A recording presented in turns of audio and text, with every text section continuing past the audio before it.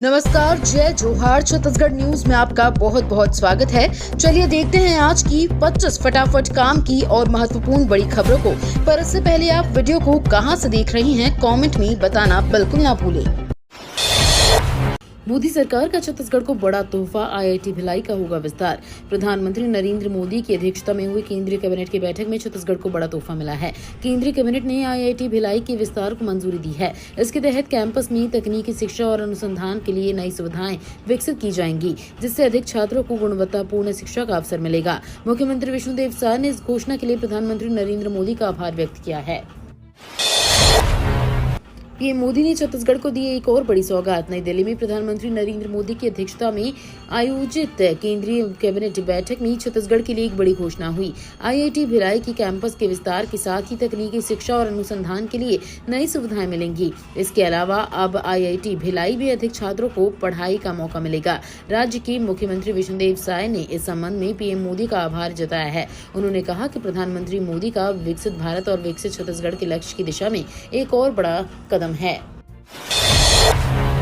Operation सिंदूर के साथ दोहरा प्रहार। छत्तीसगढ़ में ऑपरेशन संकल्प के तहत 22 कुख्यात नक्सलियों का खात्मा।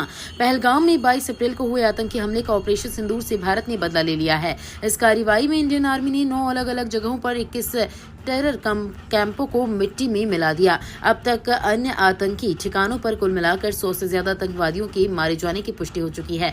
इसी बीच छत्तीसगढ़ के बीजापुर जिले में जारी नक्सल विरोधी अभियान में सुरक्षा बलों ने बुधवार को 22 नक्सलियों को मार गिराया। नरेंद्र मोदी स्टेडियम को पाकिस्तान ने दी बम से उड़ाने की धमकी। इंडियन प्रीमियर लीग 2025 के बीच अहमदाबाद के नरेंद्र मोदी स्टेडियम को बम से उड़ाने की धमकी मिलने के बाद हड़कंप मच गया है। गुजरात क्रिकेट एसोसिएशन के अधिकारी ईमेल पर एक धमकी भरा मेल आया है, जिसमें लिखा गया है कि हम आपके स्टेडियम को उड़ा देंगे। इस मेल को पाकिस्तान के नाम से भेजा गया है, जिसके बाद सुरक्षा एजेंसियां सतर्क हो गई हैं और मामले की गंभीरता से जांच शुरू कर दी गई है। मसूद अजहर ने मांगी मौत की भीख। पाकिस्तान के पंजाब प्रांत के बहावलपुर में स्थित जैश-ए-मोहम्मद पर भारतीय एयर स्ट्राइक के बाद आतंकी मसूद अजहर ने बयान जारी किया है। मसूद अजहर ने कहा कि मैं भी मर जाता तो बहुत अच्छा होता। अजहर के परिवार के कई लोगों की एयर स्ट्राइक में मौत होने की जानकारी सामने आ रही है। मरने वालों में मसूद का भाई रऊफ असगर, उनकी पत्नी व बेटे शामिल हैं। सुशासन त्योहार के दौरान सीएम विष्णुदेव साय के निर्देश पर 3 दोषियों पर कड़ी कार्रवाई। सुशासन त्योहार के तीसरे चरण के दौरान छत्तीसगढ़ सरकार ने एक बार फिर ये स्पष्ट कर दिया है कि भ्रष्टाचार के प्रति उसकी नीति जीरो टॉलरेंस की है। बेमेतरा जिले में प्रधानमंत्री आवास योजना से जुड़े 3 संविदा कर्मियों द्वारा हितग्राहियों से रिश्वत मांगने एवं डरा धमकाकर वसूली करने की पुष्टि के बाद मुख्यमंत्री विष्णुदेव साय के निर्देश पर त्वरित और कड़ी कार्रवाई की गई है। वित्त मंत्री ओपी चौधरी ने दी सौगात। मिठमुड़ा में बनेगा सामुदायिक भवन। लोकतंत्र में कोई भी अच्छा कार्य होता है तो उसका श्रेय जनता को जाता है, और आज मैं भी कार्य पूर्ण प्रतिबद्धता के साथ कर रहा हूं, उसका कारण भी आप हैं। उक्त बातें वित्त मंत्री ओपी चौधरी ने कल शाम मिठमुड़ा में आयोजित कार्यक्रम में कही। इस दौरान उन्होंने 3 करोड़ 69 लाख की लागत से मिठमुड़ा में तालाब संरक्षण एवं सौंदर्यीकरण कार्य का भूमि पूजन किया। वित्त मंत्री चौधरी ने कहा कि जब से हमारी सरकार बनी है तब से हम लोगों के जीवन में बदलाव के लिए लगातार कार्य कर रहे हैं। वाहनों में हाई सिक्योरिटी नंबर प्लेट के लिए हुई वर्चुअल समीक्षा बैठक। सचिव परिवहन सह परिवहन आयुक्त एस प्रकाश एवं अपर परिवहन आयुक्त डी रविशंकर द्वारा राज्य में 1 अप्रैल 2019 की पूर्व पंजीकृत समस्त श्रेणी के वाहनों में हाई सिक्योरिटी नंबर प्लेट लगाने हेतु समस्त क्षेत्रीय जिला परिवहन अधिकारियों एवं अनुबंधित कंपनियों मेसर्स रोजमार्टा एवं रियल मैजोन के प्रतिनिधियों के साथ वर्चुअल बैठक ली गई। बैठक में हाई सिक्योरिटी नंबर प्लेट के संबंध में पूर्व समीक्षा बैठक दिनांक 2/5/2025 में दिए गए निर्देशों के अनुपालन की अद्यतन स्थिति की समीक्षा की गई। पंडित आर.डी. तिवारी स्कूल में विभिन्न कार्यों के लिए 1.60 करोड़ स्वीकृत।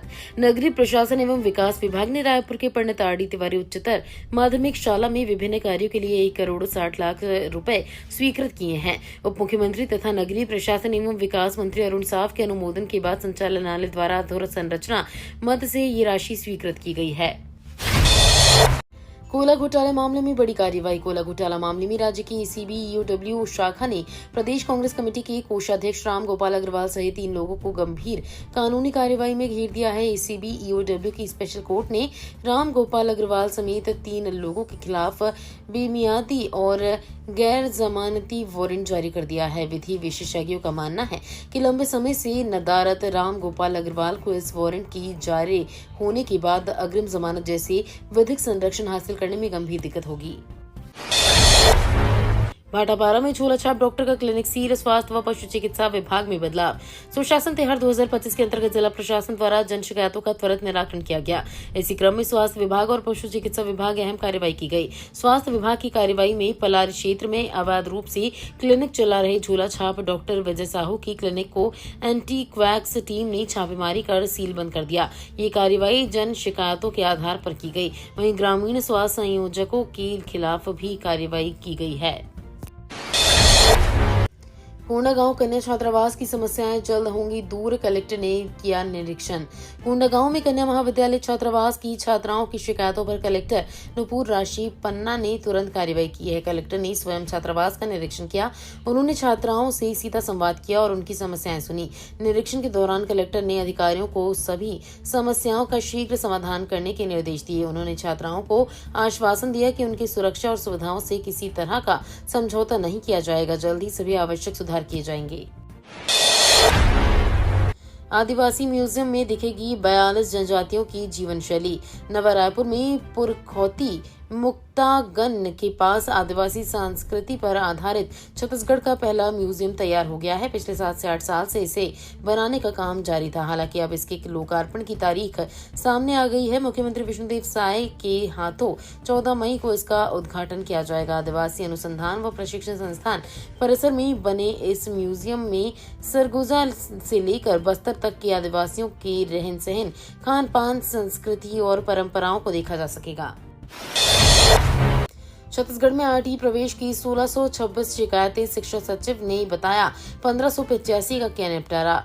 राइट टू एजुकेशन एक्ट के जरिए होने वाले एडमिशन की प्रक्रियाओं में अनियमितताओं पर स्कूल शिक्षा सचिव ने शपथ पत्र के साथ हाई कोर्ट में जवाब दिया है। इसमें बताया है कि आरटीई से जुड़ी 1626 शिकायतें मिली हैं। इनमें से 1585 का निपटारा हो चुका है, जबकि केवल 19 शिकायतें लंबित हैं। इस पर हाई कोर्ट ने सवाल किया कि बताएं इन शिकायतों का निराकरण किस तरह से किया गया है। केस की अगली सुनवाई 30 जून की होगी। बड़ी खुशखबरी, इन छात्रों को 10वीं 12वीं में मिलेंगे बोनस अंक।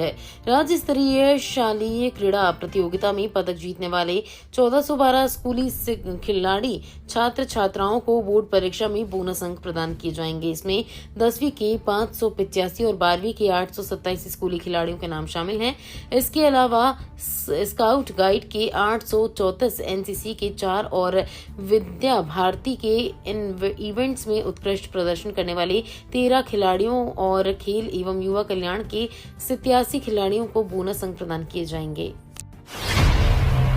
छत्तीसगढ़ के 36 खिलाड़ी पहुंचे राष्ट्रीय स्तर तक। अब इंटरनेशनल खेलने का इंतजार। छत्तीसगढ़ में एथलेटिक्स के कई प्रतिभावान खिलाड़ी हैं। जरूरत उन्हें उच्च स्तरीय प्रशिक्षण देने की है। प्रदेश में एथलेटिक्स की सुविधाएं तो बढ़ी हैं, लेकिन अंतर्राष्ट्रीय स्तर के प्रशिक्षण न होने और प्रशासनिक उदासीनता के कारण खिलाड़ी आगे नहीं बढ़ पा रहे हैं। वर्तमान में प्रदेश के 36 सीनियर खिलाड़ी राष्ट्रीय स्तर पहुंच चुके हैं, लेकिन अंतर्राष्ट्रीय एथलेटिक्स प्रतियोगिताओं में हमारे खिलाड़ियों की प्रतिभागिता शून्य है। एनएमडीसी में गूंजा श्रमिक एकता का स्वर। 20 मई से होगा देशव्यापी आंदोलन। एनएमडीसी बचेली इकाई में all India NMDC workers federation के केंद्रीय नेतृत्व की मौजूदगी में आयोजित विशाल श्रमिक सभा में जबरदस्त जोश देखने को मिला। संयुक्त खदान मजदूर संघ और मेटल माइंस वर्कर्स यूनियन द्वारा आयोजित इस सभा ने बेलाडीला क्षेत्र में श्रमिक एकता को नई ऊर्जा प्रदान की।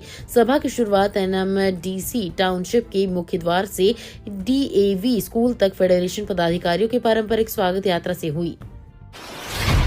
आरटीई के तहत प्रवेश शुरू। अब दूसरे चरण के लिए होगा बच्चों का चयन।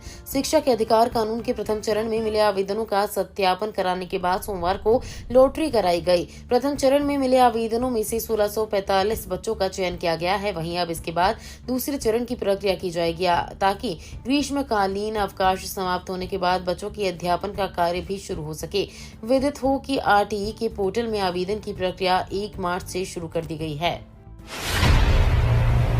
8 मई को पीटी की परीक्षा ओरिजिनल आईडी के बगैर नहीं मिलेगी। परीक्षा केंद्रों में एंट्री। छत्तीसगढ़ व्यावसायिक परीक्षा मंडल इंजीनियरिंग में दाखिलों के लिए प्री इंजीनियरिंग टेस्ट पीईटी की परीक्षा लेगा। ये परीक्षा सुबह की पाली में होगी। इसके बाद दोपहर की पाली में प्री फार्मेसी टेस्ट पीपीएचटी की परीक्षा होगी। इन दोनों ही परीक्षाओं को लेकर मंगलवार को व्यापम ने जिले भर के परीक्षा केंद्रों की ब्रीफिंग मीटिंग ली है। पीईटी के लिए जहां 9 केंद्र बनाए गए हैं, वहीं पीपीएचटी परीक्षा के लिए 7 केंद्र होंगे।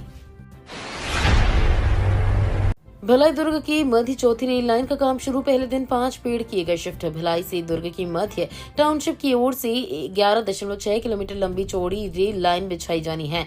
इसको लेकर वन विभाग ने सर्वे के बाद करीब 1500 पेड़ों की कटाई करवाई है।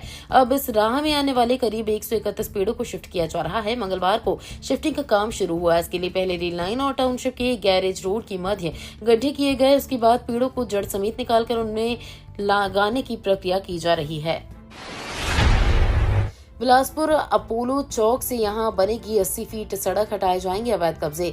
बिलासपुर में यातायात व्यवस्था को सुदृढ़ करने और आवागमन को आसान बनाने के उद्देश्य से नगर निगम ने अपोलो चौक से रपटा पुल तक 80 फीट चौड़ी सड़क निर्माण की प्रक्रिया तेज कर दी है। इस महत्वाकांक्षी परियोजनाओं के तहत निगम ने पहले चरण में अपोलो चौक और लिंगी या डीह क्षेत्र में कार्रवाई करते हुए लगभग 300 से अधिक अतिक्रमण हटाकर सड़क निर्माण का कार्य शुरू कर दिया है। छत्तीसगढ़ 12 मई को बंद रहेंगी शराब दुकानें। छत्तीसगढ़ शासन के नगरीय प्रशासन एवं विकास विभाग के आदेश के परिपालन में रायपुर नगर पालिका निगम के स्वास्थ्य विभाग की ओर से नगर निगम स्वास्थ्य अधिकारी डॉक्टर तृप्ति पाणिग्रही ने बुद्ध जयंती दिनांक 12 मई 2025 को रायपुर नगर पालिका निगम के संपूर्ण परिक्षेत्र में स्थित पशुवधा गृह एवं समस्त मांस मटन विक्रय की दुकानों को बंद रखे जाने का आदेश जारी किया है। भारत के जिले में है एशिया की सबसे बड़ी और दुनिया की दूसरी सबसे बड़ी ओपन कास्ट कोयला खदान। छत्तीसगढ़ के कोरबा जिले में स्थित गेवरा कोयला खदान न केवल भारत बल्कि पूरे एशिया के लिए एक गौरव का विषय है। ये साउथ ईस्टर्न कोलफील्ड लिमिटेड द्वारा संचालित एक विशालकाय परियोजना है जो इसे एशिया की सबसे बड़ी और दुनिया की दूसरी सबसे बड़ी ओपन कास्ट कोयला खदान बनाती है। 49 मिलियन टन प्रति साल की क्षमता के साथ ये खदान देश की ऊर्जा सुरक्षा में महत्वपूर्ण योगदान दे रही है। छत्तीसगढ़ आबकारी विभाग में बड़ी कार्रवाई। 3 आबकारी अधिकारी निलंबित। अधिकारी विभाग ने अवैध शराब के संग्रहण, परिवहन और कारोबार पर रोक लगाने की लापरवाही और उदासीनता बरतने वाले अधिकारियों पर कड़ी कार्रवाई शुरू कर दी है। राज्य स्तरीय उड़न दस्ते की औचक निरीक्षण में बलौदा बाजार, महासमुंद और राजनांदगांव जिले में अवैध शराब का मामला पकड़ में आने पर 3 सर्कल अधिकारियों को निलंबित किया गया है। 6 वरिष्ठ अधिकारियों को कारण बताओ नोटिस जारी कर उनसे जवाब तलब किया गया है। छत्तीसगढ़ बोर्ड के नतीजे जारी। 10वीं में 76.53% तो इंटर में 81.87% विद्यार्थी पास है। छत्तीसगढ़ बोर्ड 10वीं कक्षा के परिणाम में विभिन्न जिलों से बेहतरीन प्रदर्शन करने वाले टॉपर्स की सूची में इशिका बाला ने 99.17% अंक प्राप्त कर पहला स्थान हासिल किया है। इसके बाद नमन कुमार कुंटिया ने 99.7% और लिवांश देवांगन ने 99% अंक प्राप्त किया है। रिया केवट बालोद और हेमलता पटेल ने 98.83% अंक प्राप्त कर क्रमशः चौथा और 5वां स्थान हासिल किया है। ये तो थी आज की बड़ी खबरें। अगर आपको न्यूज पसंद आई हो तो वीडियो को लाइक और शेयर करना बिल्कुल ना भूलें। धन्यवाद।